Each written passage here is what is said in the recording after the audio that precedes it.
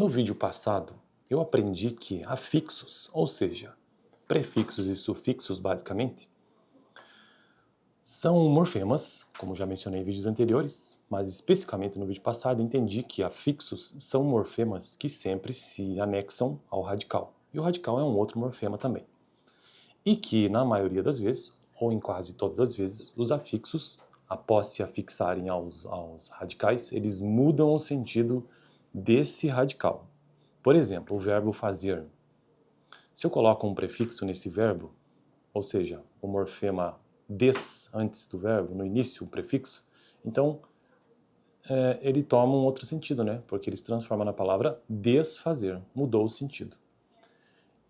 Dessa forma, eu pude compreender, resumindo isso, que afixos, prefixos e sufixos são morfemas, como já mencionei, e que mudam de fato o sentido, né? Outro exemplo, desleal, leal, infeliz, feliz, repor, por, ou então com um sufixo, cruel, se eu acrescento o sufixo dade, se torna crueldade, firme, firmemente, e por aí vai. Então, nesse vídeo, eu quero apenas finalizar esse assunto sobre os afixos como um dos morfemas, né? Porque morfema é a menor unidade, ou unidade mínima, com sentido, com significado das palavras, né?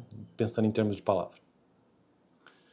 E são muitos. A classificação dos morfemas traz, essa classificação, ela traz diversos morfemas. Por exemplo, radical é um morfema, afixos são morfemas, desinências são morfemas, tanto de gênero como de número, como desinências verbais também.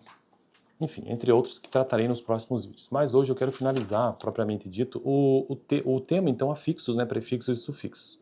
E o texto diz o seguinte: os prefixos agregam-se normalmente a verbos.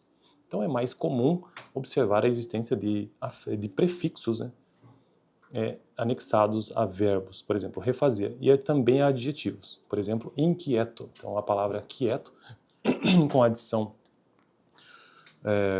do afixo prefixo, fica inquieto. Lembremos alguns traços de correspondência entre verbos e adjetivos. O particípio passado flexiona-se em gênero e número. Comprado, comprados, comprada, compradas. A semelhança dos adjetivos. Certos verbos são substituíveis por expressões constituídas de verbo de ligação seguido de um adjetivo. Envelhecer, ficar velho. Hesitar, estar hesitante. São raros os exemplos de prefixos ou de prefixo preso a substantivo. Geralmente isso se verifica com deverbais. Desrespeito, retorno são exemplos. Acrescente-se ainda que os verbos formados por prefixação podem vir seguidos de complemento encabeçado por preposição correspondente ao prefixo. Concorrer com, depender de, embeber em. Inclusive eu tratei sobre isso no vídeo passado, até comentei. Agora, vendo o texto, eu já acabei de notar que eu já tratei sobre ele, mas é bom revisar. Se eu sentia necessidade, quando eu li o texto, sentia necessidade de gravar novamente, é porque eu não tinha entendido muito bem, né? Os sufixos, por sua vez, já os sufixos, né, podem ser nominais. Não somente para adjetivos e verbos, né? Porque já vimos que prefixos geralmente alteram o sentido ali do verbo e do adjetivo. No caso, os sufixos, por sua vez, podem ser nominais a nomes, né, substantivos, quando contribui para a formação de nomes, substantivos e adjetivos também, e verbais. Veja que o sufixo ele é meio que um coringa, é para toda a classe, né, de palavra.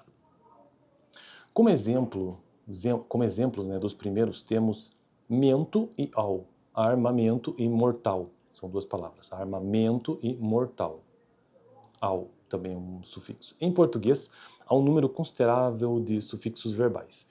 Ejar, ear, isar, esser, itar, ou seja, purpurejar, galantear, civilizar, florescer, saltitar.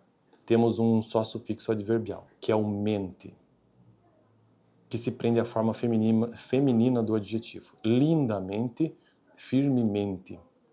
Certas línguas, último parágrafo do vídeo de hoje, certas línguas apresentam, além dos prefixos e sufixos, os infixos. Eu ia até comentar sobre eles no início do vídeo, eu acabei não comentando, porque todos são afixos, né? Mas aí existem os prefixos, sufixos e os infixos. Prefixo antes do radical, sufixo depois do radical E infixo, a gente vai ver agora, provavelmente é no meio, né? Vamos ver como que isso acontece. Certas línguas apresentam, além dos prefixos e sufixos, os infixos, que se inserem no radical. Não existem infixos em nossa língua. Então, na língua portuguesa, não existem infixos. O Z de cafezal, classificado como infixo em gramáticas anteriores a NGB, é, na verdade, uma consoante de ligação. Não está inserido ao radical, no radical, né? Nem imprime a este um sentido específico. A ideia de coletivo está em ao como laranjal. Dedicamos adiante um parágrafo ao estudo desses fonemas de ligação em português. Deixa eu ver se eu consigo lembrar de um exemplo de infixo aqui em português. Então a gente já viu que não tem, né? Na língua inglesa,